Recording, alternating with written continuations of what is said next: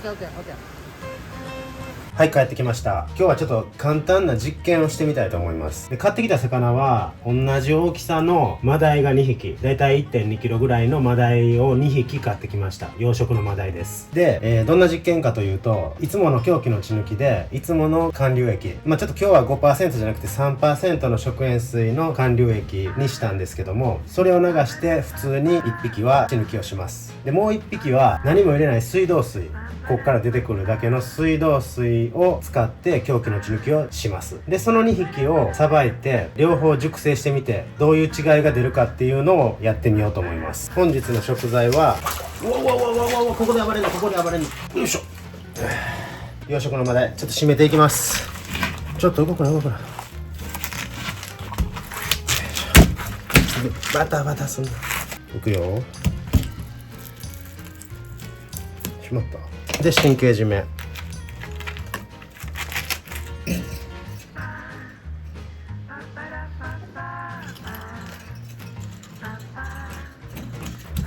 入った入った入った入った入ったよ。神経締めだけはだいぶ上手くなった。これで完全に死んでます。それではまずいつもの還流液を使った凶器の血抜きをやっていこうと思います。それでは始めていきます。まずエラ豚を切り取っていきます。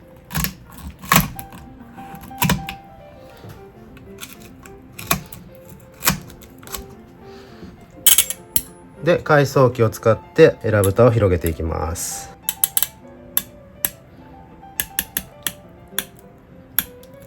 で、結束バンドを使ってエラを牽引していきます。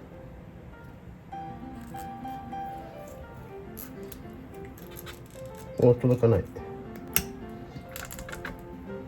これでいいか。で、いつも通りエラ膜を切開していきます。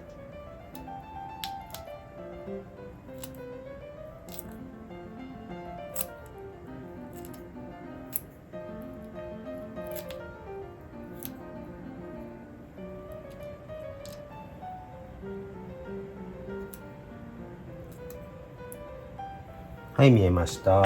これが動脈球ですね。で、動脈球を引っ張って出てくるのが心臓。これが心臓。動脈球をこうやって引っ張ると心臓が出てきます。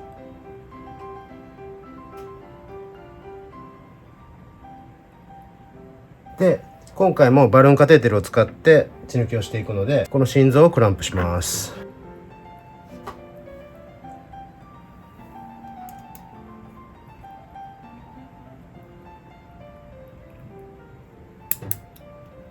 心臓をクランプしました。で、この心臓にカテーテルを入れていく穴を開けていきます。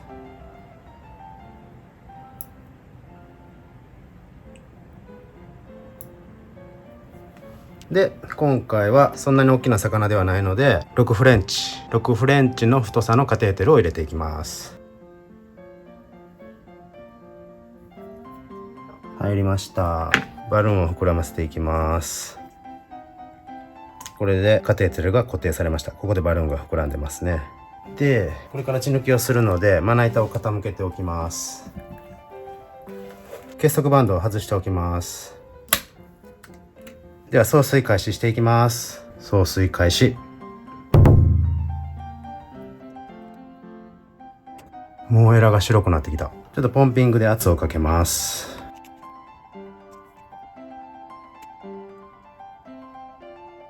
体が痙攣してきましたね。これは還流液の中に入っているナトリウムと筋肉が反応しているだけで生きているわけではありません。神経締めをしてなかったらもっとめちゃめちゃ暴れます。あ、そっか。これ外さなあかん。出口のクランプを外します。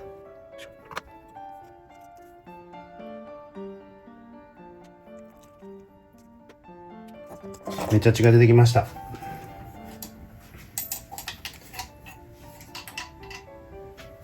こんな感じ。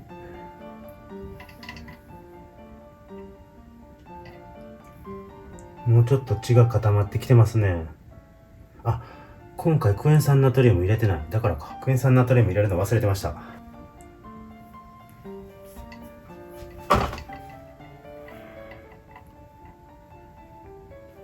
還流液は水1リットルに対して塩 30g 入れてます。いつも 5% やけど今日は 3% にしてます。クエン酸ナトリウムを入れ忘れたのでめっちゃ血が固まってます。それではもうちょっと血抜きをしていきます。クエン酸ナトリウムいるな、やっぱ。まあいっか。ちょっとできるだけこれで血を抜いていきます。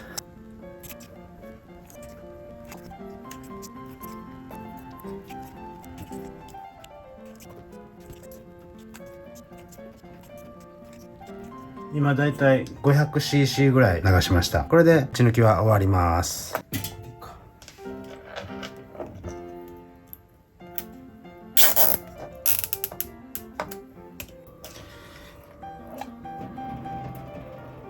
でちょっとこっちにぶら下げときます。で次はだいたい同じぐらいの大きさのマダイに水道水を流して血抜きをしていこうと思います。もう一匹同じ養殖マダイです。締めていきます。で神経締め、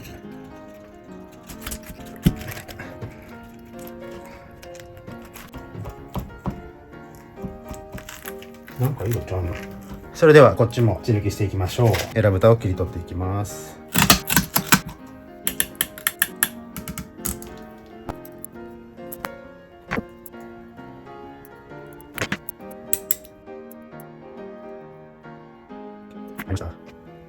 これ外してで出口のクランプも外して送水開始。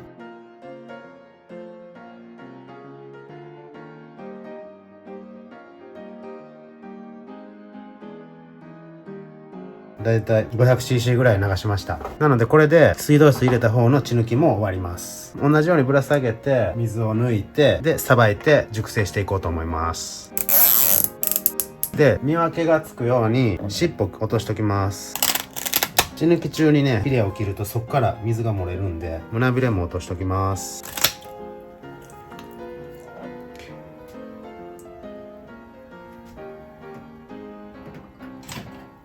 よし。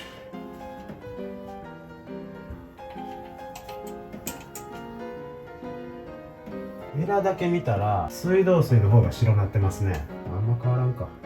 これでちょっと2、30分つるしてさばいていこうと思います。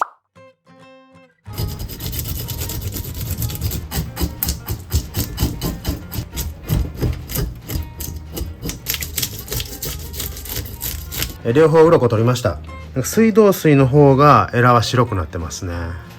では両方お腹を割ってみましょう。相変わらずすごい脂肪。すごいな。この内臓脂肪冷凍しといて違う魚に今度流したろうかな。こっちも出します。内臓の感じは似たような感じですね。やっぱり水道水流した方がエラは白くなってますね。こっちは肝臓もちょっと赤みが残ってます。水道水の方は完全に抜けてます。どうしよう、食べようかな、どうしようかな。今日は捨てます。内臓は捨てますね。ちょっと洗います。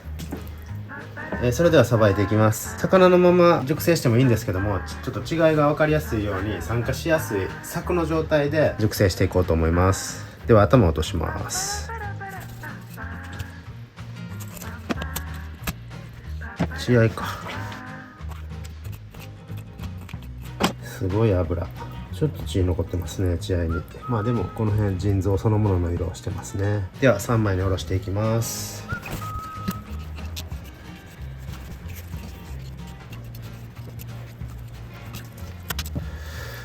でこんな感じ。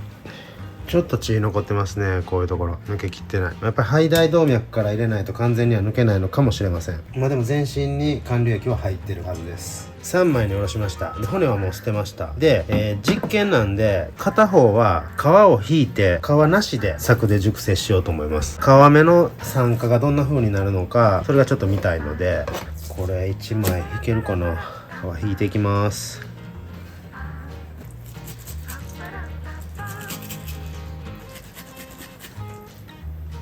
おお、割と綺麗に引けた。でもほんまはこの銀色が残らなダメなんですよね。で、熟成方法ですけど、まず吸水シート、裏表があるやつ、これで包んで、外に水分が出てくると思うので、その水分を吸収するように周りからキッチンペーパーで巻いて、で真空パックして保存していきます。こんな感じで食塩水流した方の皮あり皮なしで真空パックしました。で水道水の方も同じようにやっていきます。何？ちゃちゃんも移ろっか。魚？そう、3日か4日ぐらい熟成していきます。魚ちょっと皮ありなしは個人的にちょっと表面の赤みがどういう風に変化するかみたいのでやってみました。やってましたでそしたら4日後に移動ピョーンしてもう一回ピョーンもう一回ピョーンやばい、膝痛なってきた。なんかこれしいたけしいやつ？しいたけ？これしいたけしいやつ？ちょっと何言ってるかわからへん。はい、1週間経ちました。1週間。それでは開け。ちょうわー、白髪おじさんのパーティーだ。危ないから座っといて。それではこれを開けて食べ比べていこうと思います。まず開けて見た目を比べていきましょう。皮ありからいこうか。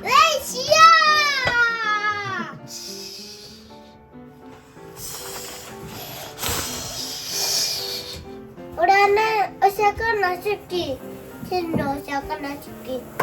なんかこれ食べ物？これ魚やで。魚？なんかちょっとだけ熟成時に出る匂いがちょっと出てますね。でもほとんど匂いはないです。3% の食塩水の方の皮あり開けていきます。パこっちの方がドリップが少ないですね。パ好き。パパもちゃちゃ好き。焼きます。なんかしてんの？なんか髪をほらって臭い？干物みたいないい匂いがする。なんか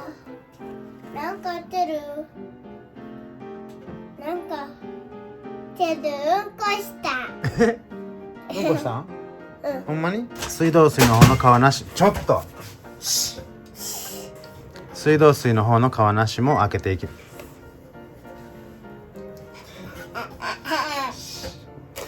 水道水の方の皮なしも開けていきます。水道水の方の皮なしも開けていきます。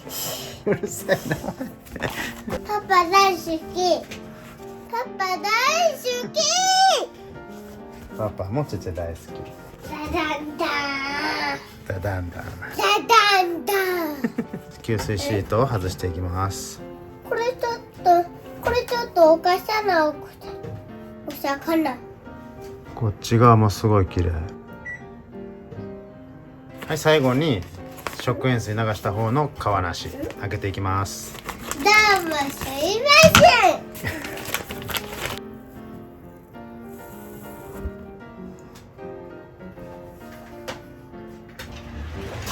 これだ。ちゃやめて。こっち見て座っといて。ちょっとパパ待ってて。パパ。はい、ちょっと待って。こっちが水道水でこっちが 3% の食塩水で、どっちも1週間吸水シートとキッチンペーパー巻いて、真空パックで寝かしました。間で3日目か4日目ぐらいに1回だけ巻き直してます。携帯見せて。お魚映ってるやろ。ほら、おうとだい。出てんの大好きなお魚。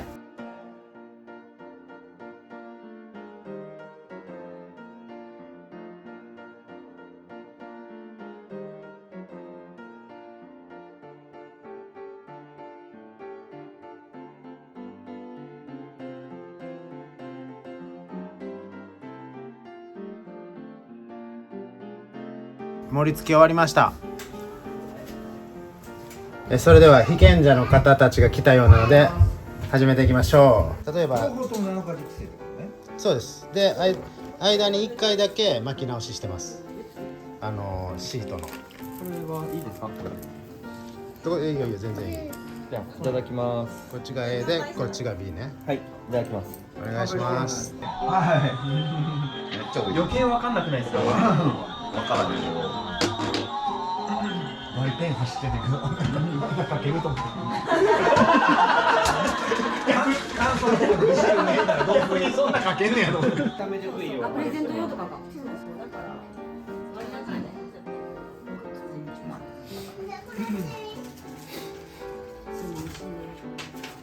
うまいのよ、本当両方うまいです。